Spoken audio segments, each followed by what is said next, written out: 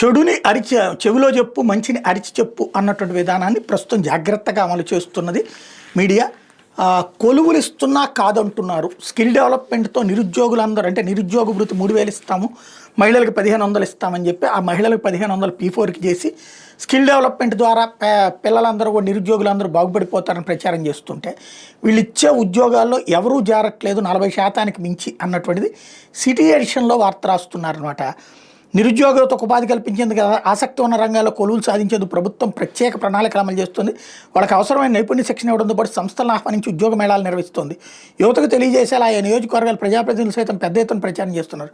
ఇంతగా కష్టపడే అవకాశాలు కల్పిస్తున్న కొంతమంది యువత కొలువుల్లో చేరడానికి ఆసక్తి చూపడం లేదని అధికారులు చెప్తున్నారు. 10 ఇంటర్ డిగ్రీ చదివిన వారు జాబ్ మేళాలకు హాజరవుతున్నారు. వేరే ప్రాంతానికి వెళ్ళి అక్కడ ఉద్యోగం చేస్తే వచ్చే జీతం ఖర్చులకే సరిపోతుంది అన్నది కొంతమంది అభిప్రాయం. అక్కడ నిలబడి అనుభవం సంపాదించి కొత్త అవకాశాలపై దృష్టి పెడితే ఇంకా మంచి ఉద్యోగాలు వచ్చే అవకాశం ఉందని నిపుణులు చెబుతున్నారు. మరికొంతమంది యువత పేరున్న పెద్ద సంస్థల్లో చేరాలని కోరుకుంటున్నారు. అర్హత అనుభవానికి తగ్గ ఉద్యోగం కోసం ఎదురు చూస్తున్నారు. ఇట్లాంటి వాళ్ళు జాబ్ మేళాలో ఎంపికైన కొలువుల్లో చేరడం లేదు. జాబ్ మేళాల్లో పాల్గొంటున్న యువత ఎలాంటి ఉద్యోగాలను తెలుసుకుంటున్నారో ఆశించిన కొలువు లేకుండా చేరడం లేదు. వాళ్ళ ఆశలకు తగ్గట్టుగా ఉద్యోగాలు స్థానికంగా రావడం లేదు.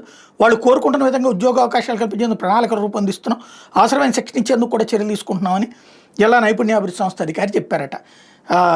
ఇక్కడే జాబ్ మేళాలకు సంబంధించి 1367 మంది పశ్చిమ నియోజకవర్గాల్లో హాజరైతే 568 మందికే ఉద్యోగాలు తీసుకున్నారు. తూర్పులో 2049 మంది హాజరైతే 891 మంది ఉద్యోగాలు. ఏంటి ఈ జాబ్ మేళాల్లో వీళ్ళు ఇచ్చేటటువంటి ఎక్స్పీరియన్స్? బీటెక్ పూర్తయినటువంటి వాడికి తీసుకెళ్ళి మైక్రోసాఫ్ట్లో వాటిట్లో చేరిస్తే జాబ్ మేళాలు అంటారు, కానీ స్విగ్గీలో జొమాటోలోనూ రిలయన్స్లో గుమస్తాగిరీలు చేయడానికి వీటిట్లో అవసరమా? రెండోది 15,000 20,000 రూపాయల జీతాలు ఇచ్చేది వీళ్ళెందుకు?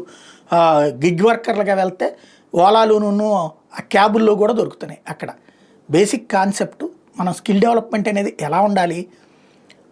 ఇంజనీరింగ్ పూర్తయినటువంటి కుర్రోడికి ఏఐలో ఎక్స్పీరియన్స్ ఇవ్వాలి, లేదు సివిల్ పూర్తయినటువంటి కుర్రోడికి బిల్డర్ దగ్గరన అంటే బిల్డర్లకు ఏమైనా మనం అవకాశాలు ఇస్తున్నామా, లేదా మన దగ్గర ఉన్నటువంటి ఈ కంపెనీలు వాళ్ళు ఉన్నారు కదా వాళ్ళతో లింకప్ చేయాలి. అక్కడ ఎంతవరకు చేయగలుగుతున్నామంటే పేపర్ల మీద రాతలలో నోట్లో ఉపన్యాసాల్లో సాగుతున్నాయి.